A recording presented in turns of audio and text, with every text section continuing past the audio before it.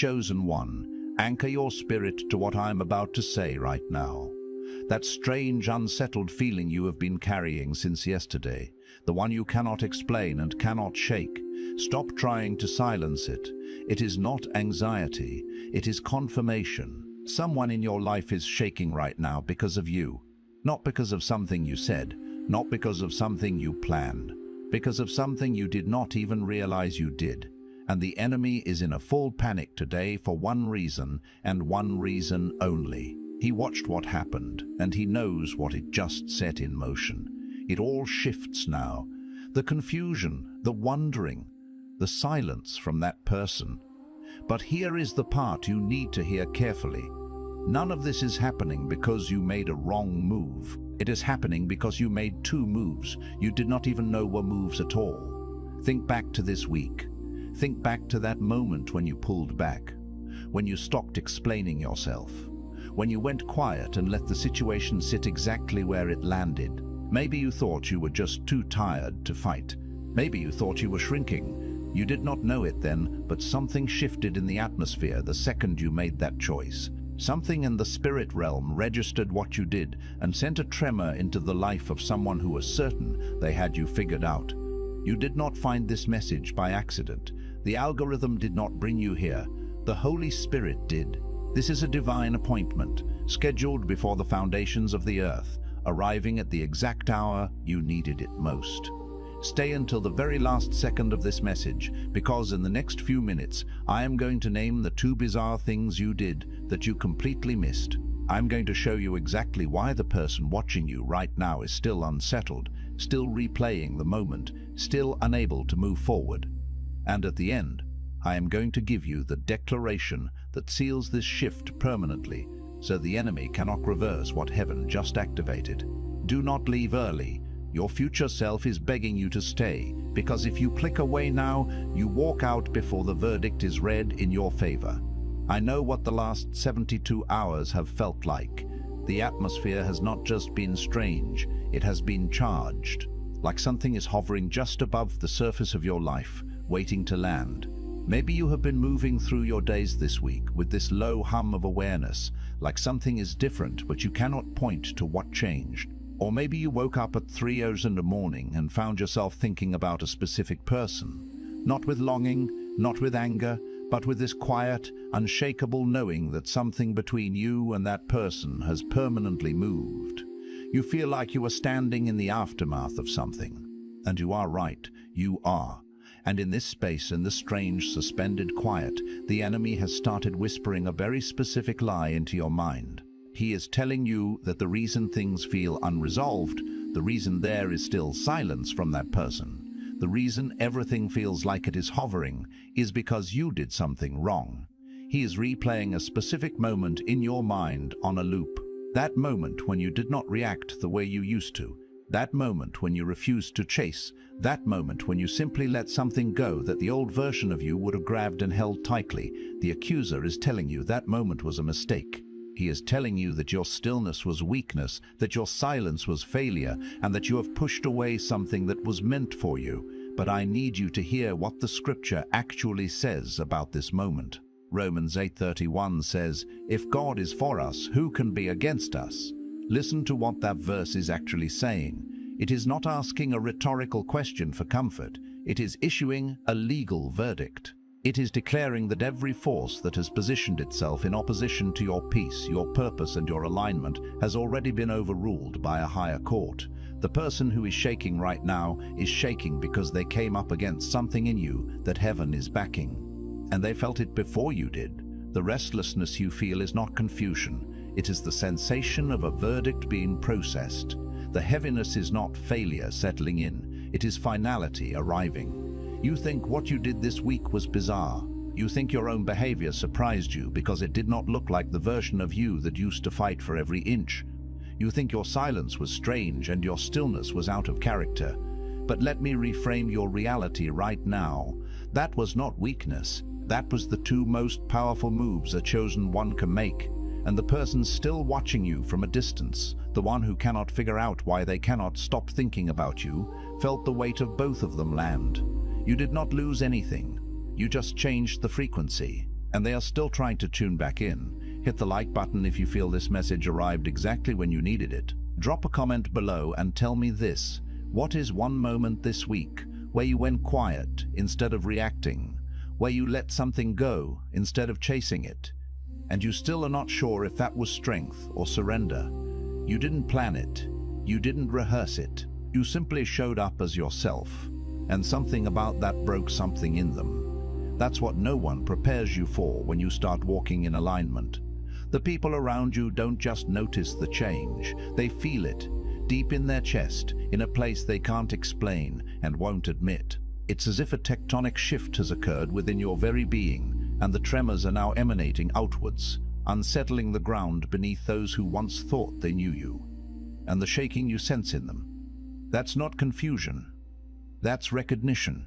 Something in their spirit, a deep, ancient knowing, recognizes the echo of the divine. It knows it's standing in the presence of someone who has been touched by something greater than what this world manufactures, something that transcends the fleeting trends and hollow promises of our earthly existence. It's the recognition of a sacred aroma, a scent of heaven that clings to your soul. Some messages don't just inform, they activate. They are not mere whispers of information, but divine sparks designed to ignite the dormant embers of purpose within you.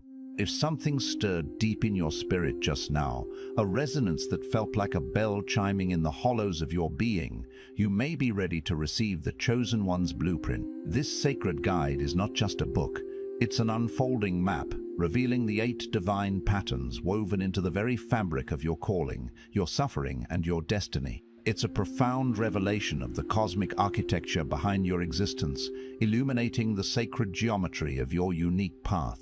It also comes with the full audiobook, so you can absorb it during prayer, rest, or quiet moments with God, allowing the truth to seep into your spirit like a gentle rain nourishing parched earth. And for those called to speak His truth, those whose tongues are meant to be sharpened swords of revelation, you'll also receive Activating Your Prophet Mantle, a powerful bonus ebook for those carrying a prophetic assignment, equipping you with the spiritual regalia and understanding needed for such a weighty commission. The link is in the first pinned comment, but only for a limited time. Now let's go deeper into what's actually happening here, because most people stop at the surface. They see the reaction and wonder what they did wrong, interpreting the disquiet they cause as a personal failing, a sign of their own inadequacy. They pull back, they shrink, they start apologizing for the very thing God spent years building inside them, for the sacred sculpture He has been painstakingly chiseling within their soul. But what you need to understand is this: the discomfort you cause in certain people is not a sign that something is wrong with you. It is a sign that something is finally right. It's a sacred indicator that you are shifting out of a false paradigm and stepping into your authentic power, a power that is inherently disruptive to illusion and stagnation. Think about Moses returning to Egypt. He didn't come back with an army poised for conquest. He didn't come back laden with the glittering treasures of Egypt or wielding the persuasive influence of political power. He came back with a simple staff, a noticeable stutter that testified to his human frailty, and a burning encounter with the divine that he could barely put into words, a cosmic vision too vast for earthly language. And yet Pharaoh, one of the most powerful rulers in the known world, a man accustomed to commanding empires with a mere gesture, trembled.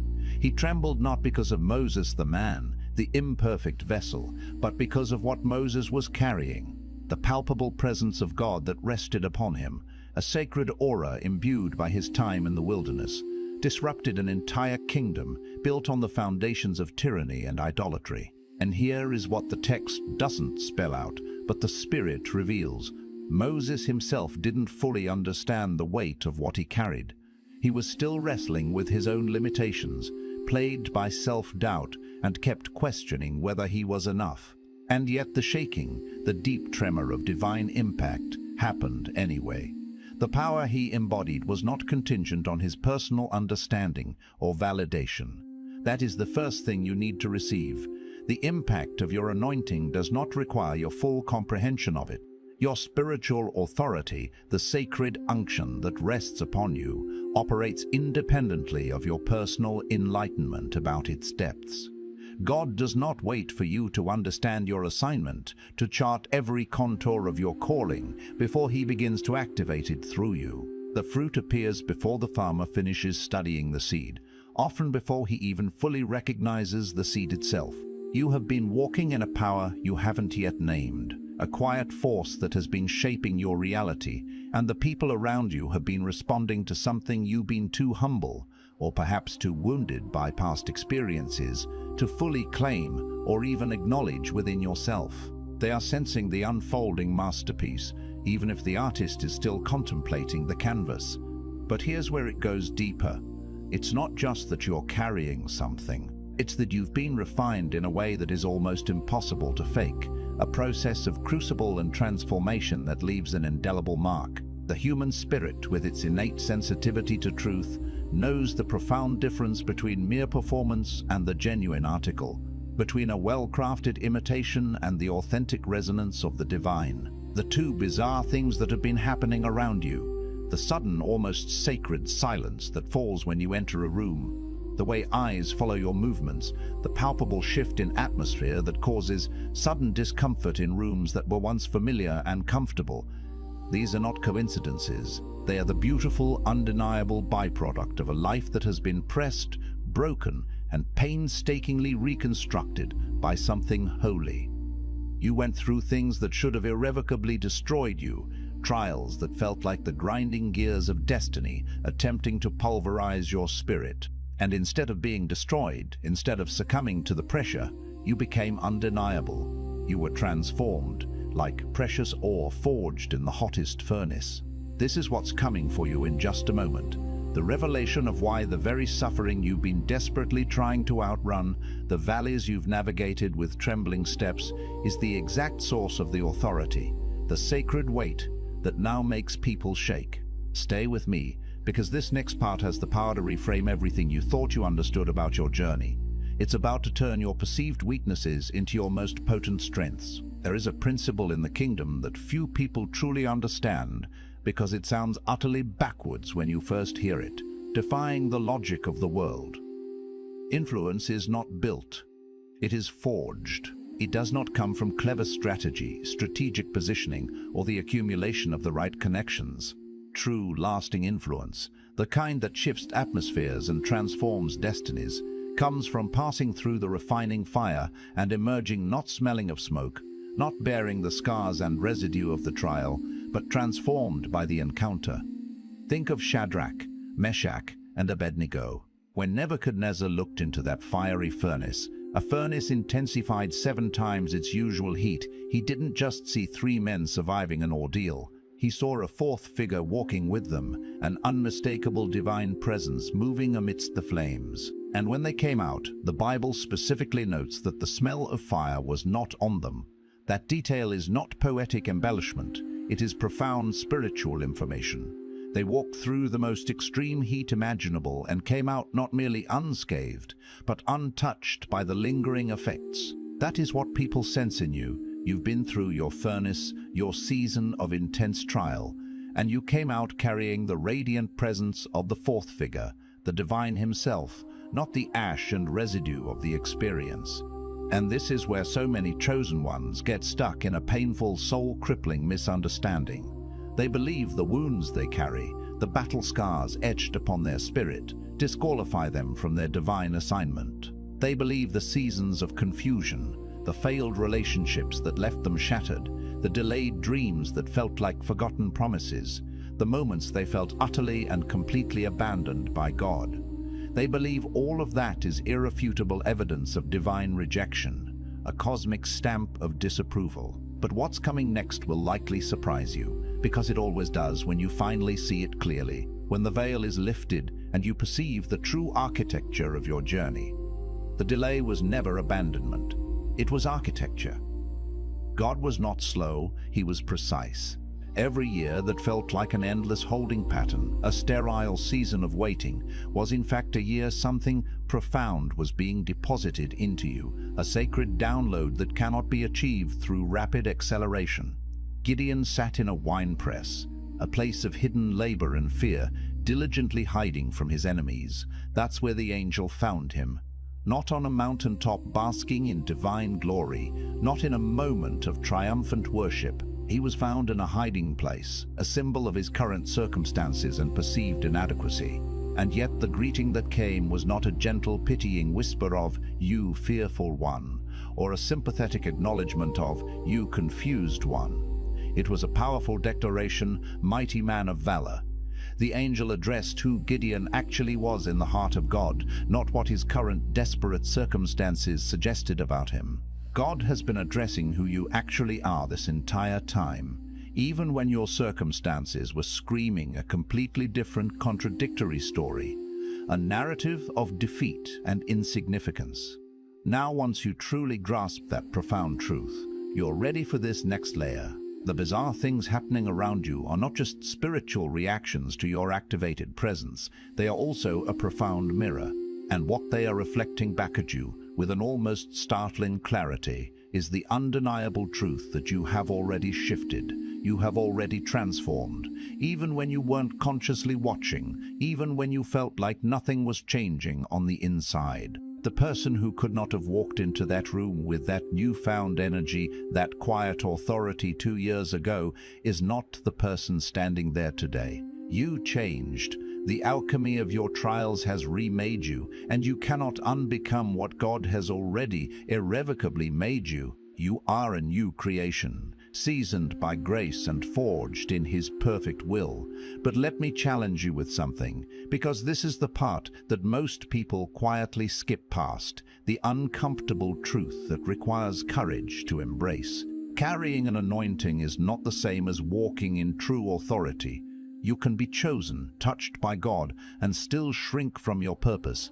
You can be filled with the Holy Spirit, brimming with divine potential, and still remain silent when your voice is needed. You can carry the very weight of heaven within you, a sacred trust, and still defer to people who were never assigned to lead you, whose influence is built on something far less substantial. The enemy does not always attack the chosen one with overt opposition, with fiery darts of persecution. Sometimes he attacks with subtle, insidious admiration. He surrounds you with people who celebrate your gift, who applaud your potential, but who subtly discourage your full expression of it, who want to keep you contained. They love you in a cage, admiring the bird's song without wanting it to fly free.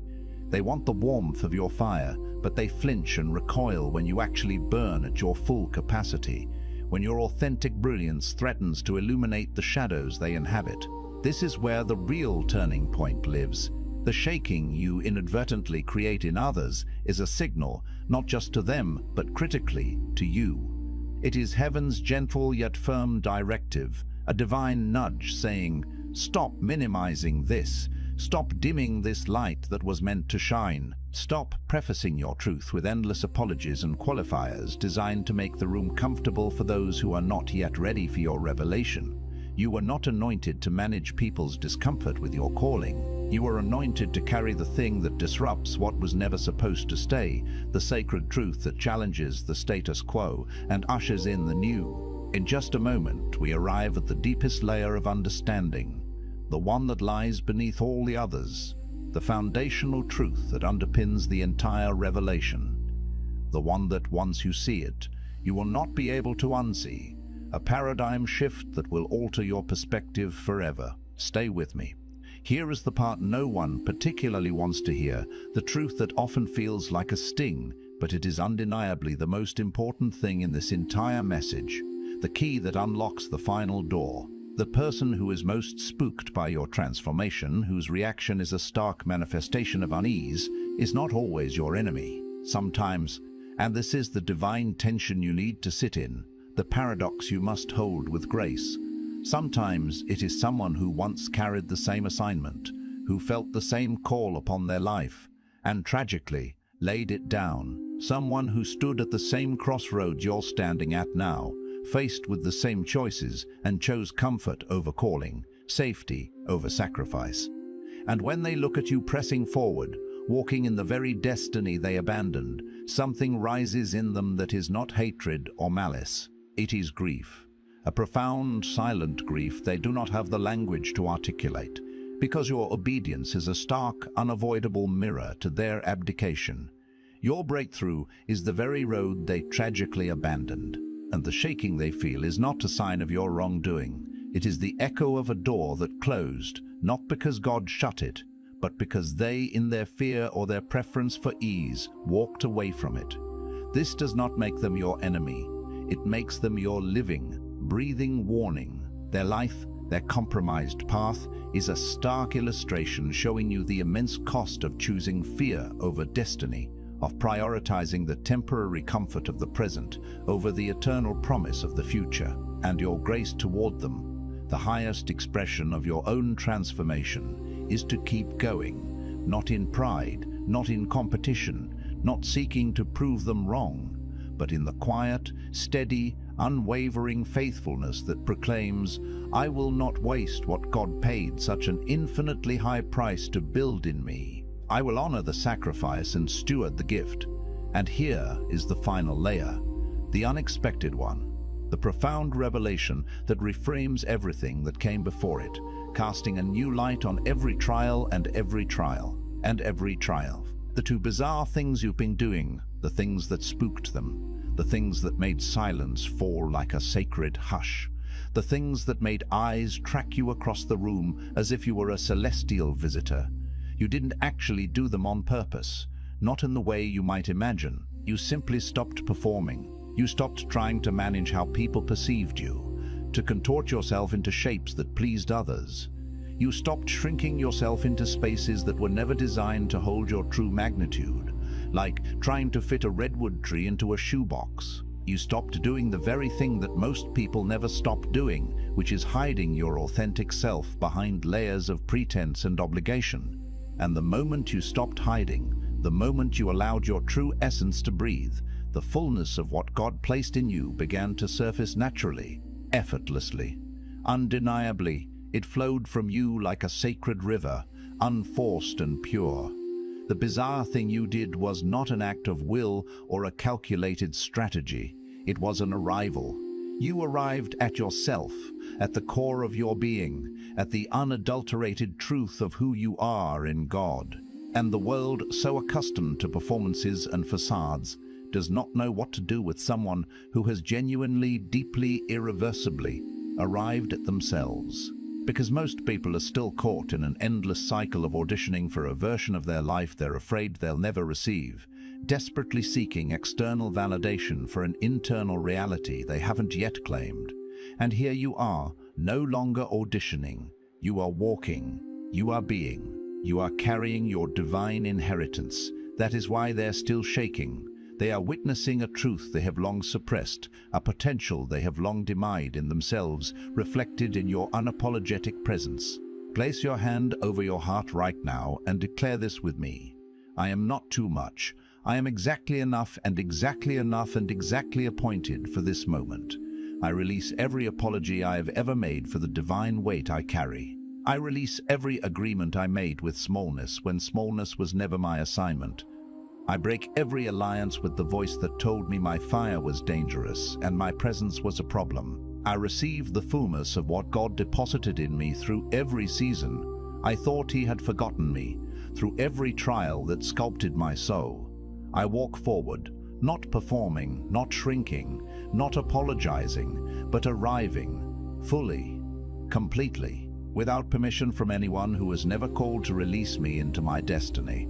I am chosen. I am refined, I am carrying something real, and I will not put it down. If this message confirms something your spirit has been quietly holding, a truth that has been resonating in the sacred space of your inner being, share it with someone who desperately needs to hear it today. Their awakening might be a breath away. And if you're ready to go even deeper into your divine blueprint and calling, to excavate the sacred patterns of your destiny with profound clarity, the link in the first pinned comment is waiting for you. This is your moment. Don't let it pass into the realm of the what-ifs.